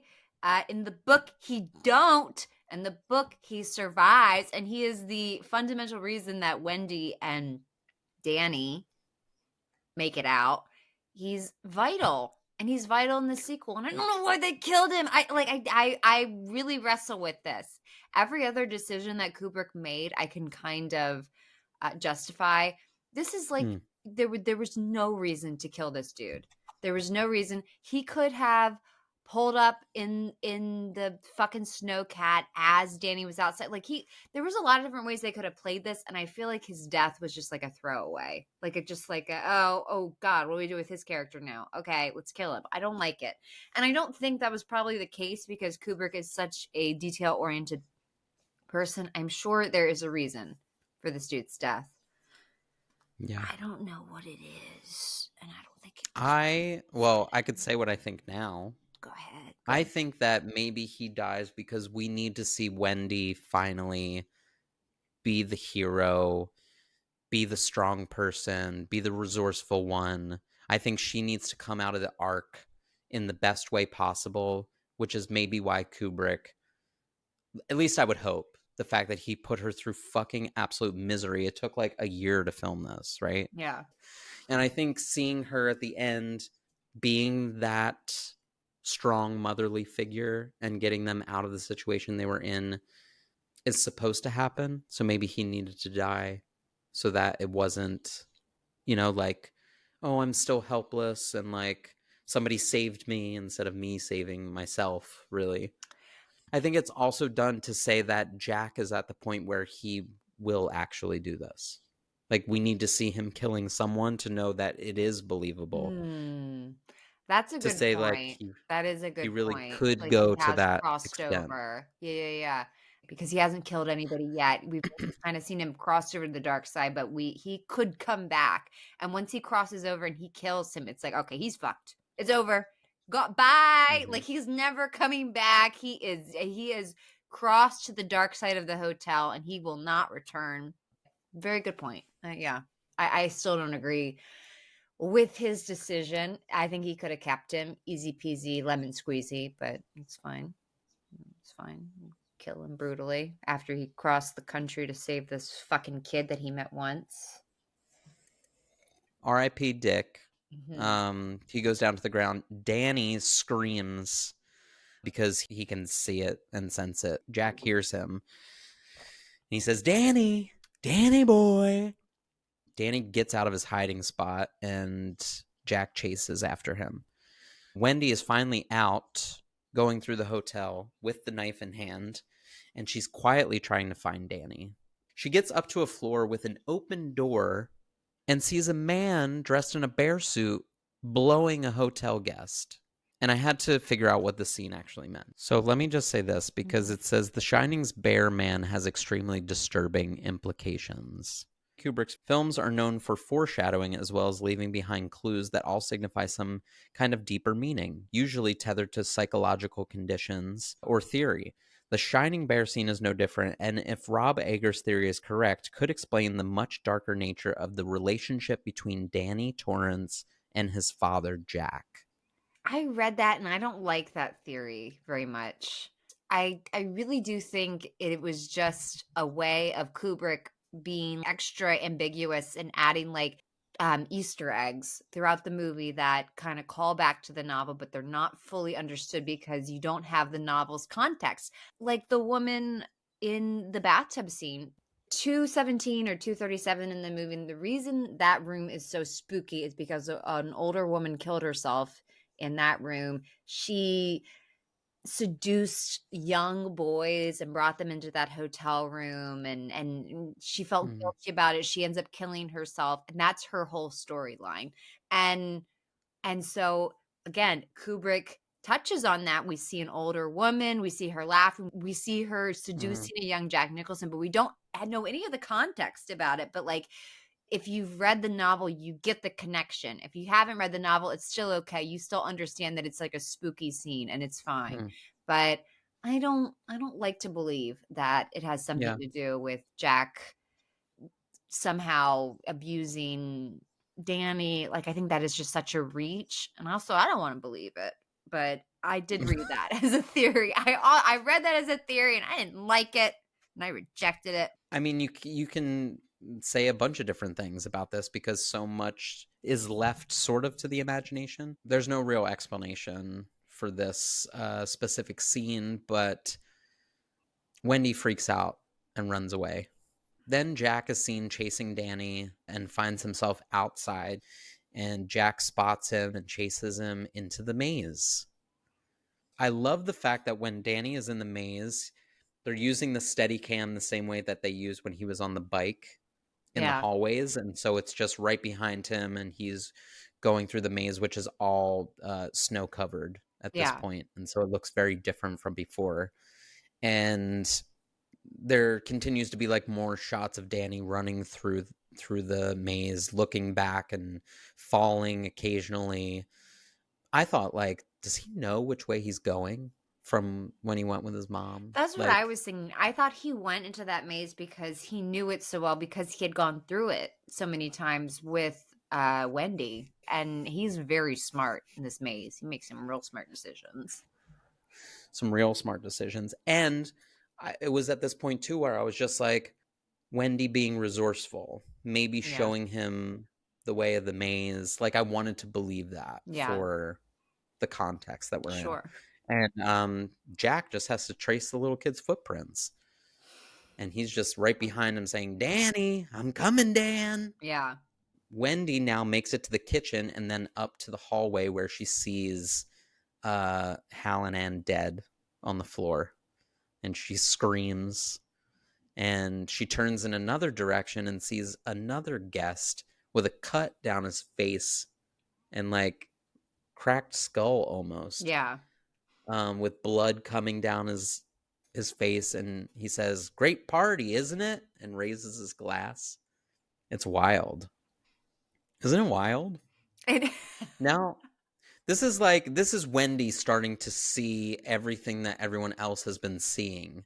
Well, and this is also an indication that maybe Jack isn't just going fully insane and seeing shit that's not there. Like, she's also seeing that the hotel has come alive and it's real. Like, we couldn't fully trust Danny because he has a special ability. And so maybe him seeing the twins doesn't mean that the hotel is haunted. Maybe he can just see things that nobody else can. And maybe Jack is just fucking insane. And so when Wendy sees this shit, you're like, all right, this place is fucked. Like, they're in trouble. Like, if Wendy's seeing it, it's not just these two kooks, you know? Yeah. Wendy makes it to another room where it's cold and dark and cobwebs are everywhere. It's the big great room, I think. Mm-hmm. And there are just skeletons sitting in the chairs.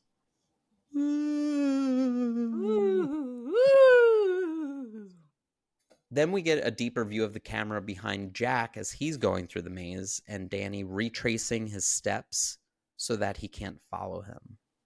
Smart boy. So smart, yeah. He walks back into his footprints, and then he goes in a different direction and sort of brushes it over so that it doesn't look like he stepped there. Wendy gets the infamous elevator door hall and sees what Danny sees now.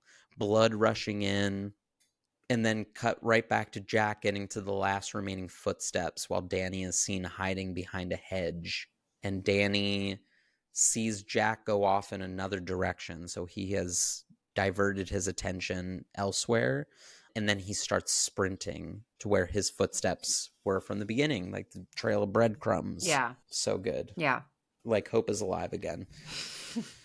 Jack continues to get deeper and deeper and ultimately can't find his way back to the beginning. He starts slowing down. You see his pace start to fade, his aggravation, his hope getting lost. Right. Wendy sort of finally makes it outside to hopefully find Danny, and Danny gets out of the maze. They get in the snowcat and start getting out of there as Jack starts yelling sort of like incoherently, like, he's got the axe. He's fucked. He's fucked. He's fucked. Mm. He sits down in the maze, and like in the blink of the shot, morning comes and his face, he's just frozen outside. Like cockeyed. Frozen in place. He's like, it's very demeaning. It's like It's very perfect. embarrassing for him in this moment. It's wild. Mm. And also, he's dead. Yeah. He dead. He gone. The final scenes take us through the hotel one last time with ballroom music elegantly playing. And we get to all the like pictures on the wall of the hotel, and it zooms in on the middle picture of everyone celebrating at a party, and it's this big group shot. It's a suit and tie event, and we see Jack, and he is dead center in the middle, looking his absolute best, young, sprightly, and they zoom in further and further into this picture, And you see him one last time with his creepy smile. And he's the front of the party. Like, he is the host of this big old group. And it's so interesting to see him in this photograph. And then it slowly goes down. And under him, it says Overlook Hotel, July 4th Ball, 1921. And then it fades to black. What's it all mean, Basil? I didn't really like that. I kind of I kind of wish loved they would have it. left him like cockeyed in the snow, because this has added like a level of ambiguousness that Mr. Kubrick so loves. I read a few different theories, and like the major one was that the caretakers at the Overlook are so interconnected that is like one entity, that they become one. And so he has been there since the beginning, and that's why when Delbert Grady says like, you've always been the caretaker, like they meld into each other, and like they become one with the hotel, and they're just like one entity. And so that was the big theory. I don't really like it. I don't like that theory, and I don't think it holds water, but I don't know. What do you think?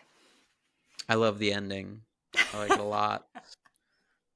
I like any and all renditions, whatever you want to say, I'll probably entertain it. I'll be like, because it's so, it could be anything. Yeah. Kind of exciting. It added just another little like Easter egg layer of like, what could that mean? Which is a lot of the movie. A lot of the movie is left to your imagination of how it be. And again, if you've read the novel, you have something to kind of connect it to be like, oh, maybe it means this, but maybe it fucking doesn't mean that, because Kubrick took this and he ran with it, and it became something so different than what Stephen King wrote.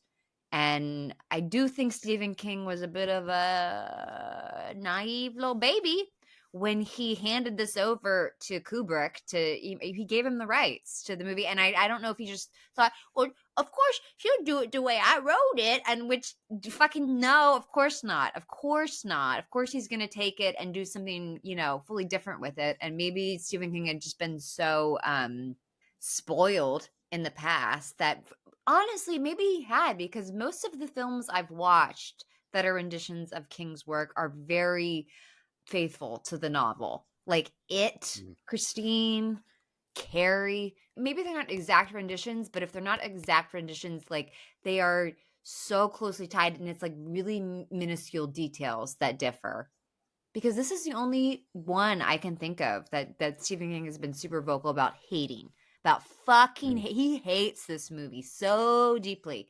Everything about it, the actors he chose, the way the actors portrayed the roles, the things he added to it. Like, and I think a lot of things he added to it really made the movie, the scene where Shelley Duvall, finds the all work and no play make Jack a dull boy. That was not in the novel at all. That was nowhere. And that is a pivotal scene where she realizes he's fucking crazy.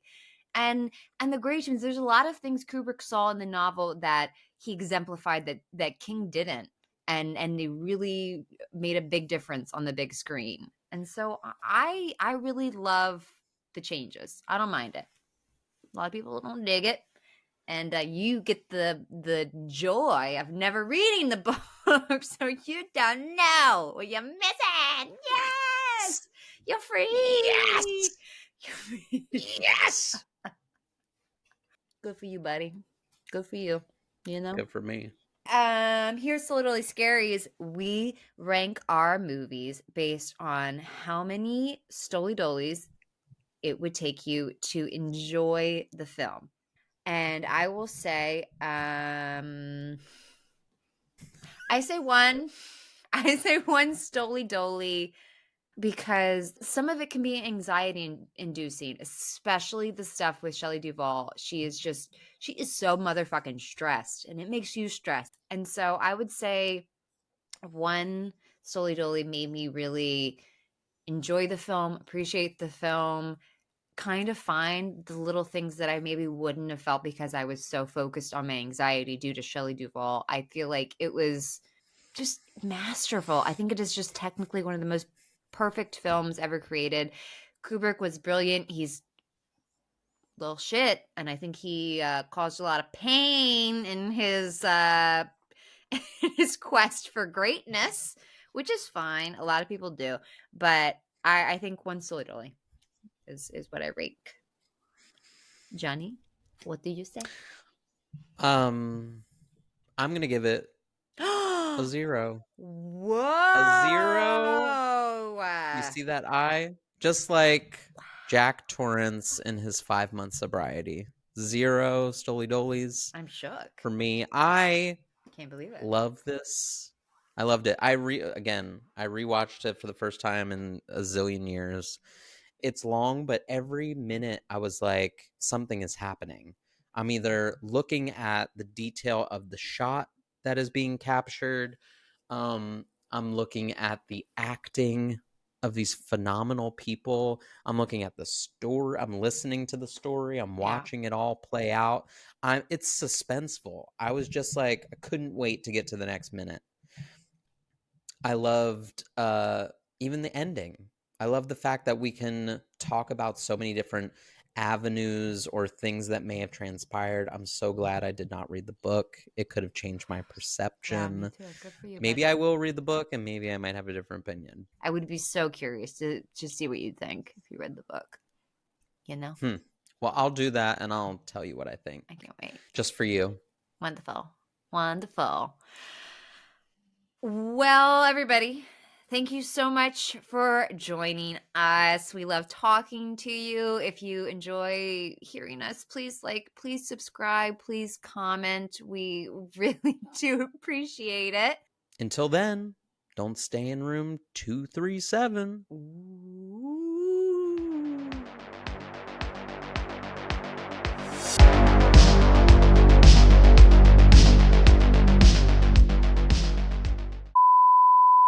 And Danny point blank asked him about room 37.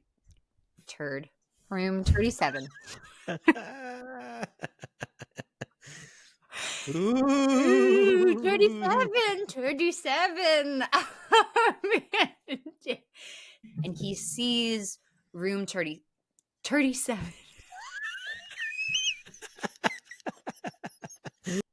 R.I.P. Dick. He goes right to the floor.